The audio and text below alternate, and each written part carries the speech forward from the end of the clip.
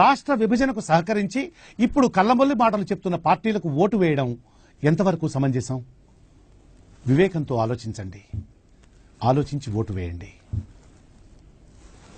వేసుకోండి రిజాల్వ్. ఇక్కడ ఒక పేరా పెట్టాను కదండి, ఎవరండి ఇది కొట్టింది? ఇక్కడ పేరా పెట్టాను కదండి, ఏం చేస్తారండి వీళ్ళు?